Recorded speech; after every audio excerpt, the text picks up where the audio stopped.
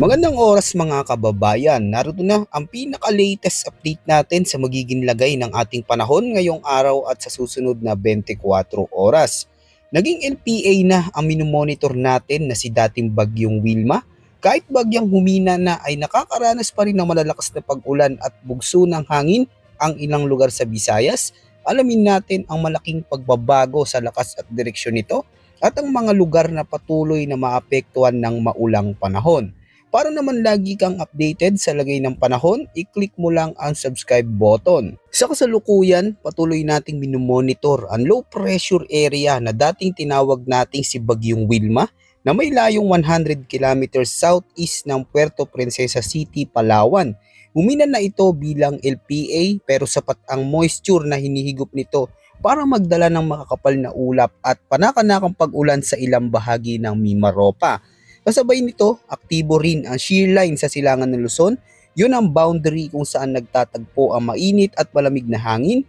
Kapag nagbanggaan ang dalawang iyan, parang nag-aaway na hangin sa himpapawid, kaya mabilis na bubuo ang mga makakapal na ulap na nagdudulot ng ulan.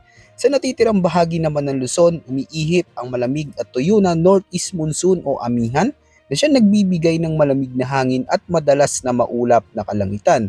Sa forecast weather condition ngayong araw sa Occidental Mindoro, Oriental Mindoro, Marinduque at sa may Palawan ay makakaranas ng maulap na panahon na may scattered rains at thunderstorms.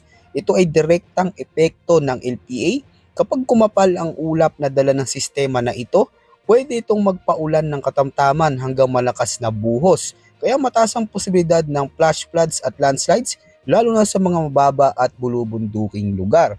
Sa Cordillera Administrative Region, Calabarzon, Cagayan, gayon din sa Isabela, Nueva Vizcaya, Quirino at Aurora, mararanasan ng maulap na kalangitan na may kalat-kalat na ulan at mga pulupulong thunderstorms. Ito naman ang epekto ng shear line, hindi tuloy-tuloy pero biglaan at minsan mabigat ang buhos. Dahil dyan may bantaran ito ng pagbaha at pagguho ng lupa, lalo na kung tatama ang malakas na kaulapan. Para naman sa mga residente ng Metro Manila na titirang bahagi ng Central Luzon at Batanes, mas banayad ang epekto ng amihan, maulap na kalangitan at mahinang ulan lang ang inaasahan. Hindi delikado, hindi rin gaanong mabigat, kaya wala itong malaking impact sa araw-araw na gawain maliban sa malamig na simoy ng hangin. Samantala sa Bicol Region, Eastern Visayas at Romblon, easterlies ang malaking nakakaapekto sa panahon. Ito ang mainit at malahulmigmig na hangin mula dagat na madalas mag-trigger ng mga isolated rain showers o thunderstorms. Sa simula ay parang maaraw pero kapag nag-develop na ang thunderclouds, maaaring biglang umulan ng malakas kaya maging alerto sa posibleng flash floods lalo na kapag may umiiral na severe thunderstorms. Sa Ilocos Region, typical ang kondisyon sa ilalim ng amihan, partly cloudy to cloudy skies na may mga pag-ambon o light rains at muli walang inaasang malaking epekto. At sa Mindanao at nalalabing bahagi ng Visayas, mas lokal na kondisyon ang umiiral, partly cloudy to cloudy skies na may localized thunderstorms, ibig sabihin mga panandaliang buhos na kadalasang nangyayari sa hapon o gabi. Tulad ng dati, kapag lumakas ang thunderstorms, may posibilidad ng bigla ang pagbaha lalo na sa mababang lugar. Para naman sa lagay at kondisyon ng hangin at karagatan sa northern at eastern sections ng Luzon, mas malakas ang ihip ng hangin mula Hilagang Silangan. Ito yung typical na amihan breeze pero ngayon mas buo at malakas ang hatak nito dahil dito inaasahan ng malalakas na hangin na magdudulot ng napakagaspang na karagatan na maaaring umabot mula 2.8 hanggang 4.0 meters ang mga alon. Para sa mga maliliit na sasakyang dagat, delikado na ang ganitong taas, kaya mas mainam na umiwas muna sa laot.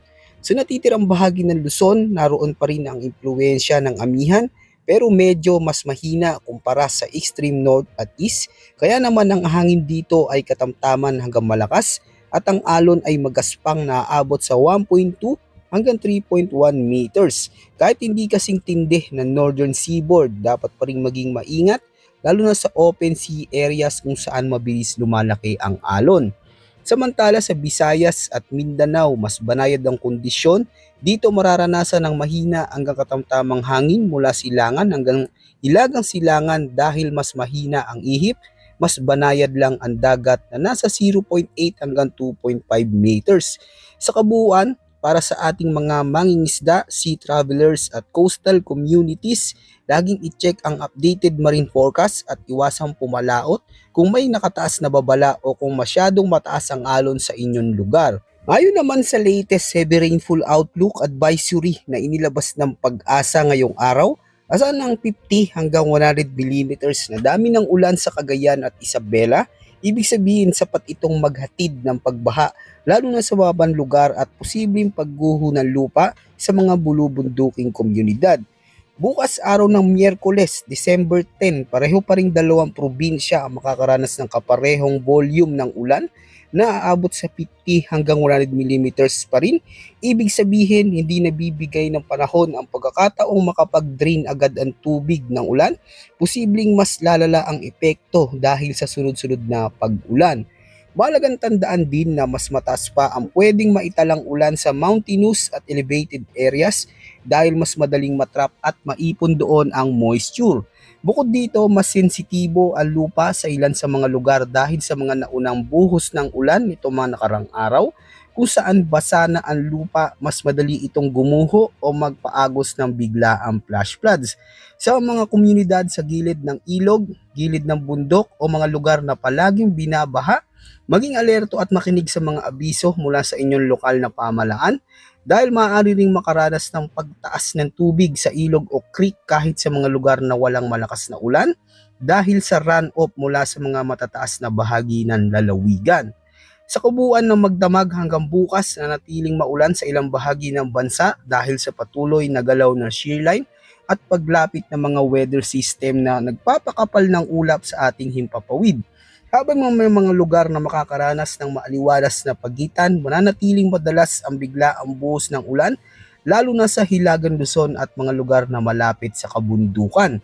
Para sa ating mga kababayan, ang paalala ay simple pero mahalaga. Patuloy na magbantay kung kayo'y nakatira sa flood-prone na lugar, bantayan ng pag-angat ng tubig sa ilog o kanal. Kung nasa gilid naman ng bundok o matatarik na lugar, maging alerto sa mga palatandaan ng pagguho ng lupa. At sa mga mangingisda at nagbabiyahe sa dagat, i-check muna ang sea condition bago pumalaot, lalo na kung may lakas ang hangin o tataas ang alon sa inyong lugar. Habang papalapit ang mga araw, maaari pa magbago ang mga senaryo sa panahon, kaya manatiling nakamonitor sa susunod na ulat panahon dito sa ating channel. Tandaan ang pagiging handa at may sapat na impormasyon ang pinakamainam na sandata nating lahat sa ganitong pabago-bagong sitwasyon ng panahon. Patuloy kaming maghahatid ng pinakabagong update tungkol sa lagay ng ating panahon. Maraming salamat mga kababayan sa patuloy na suporta at huwag kalimutang mag-ingat ngayong nakakaranas pa rin tayo ng maulang panahon.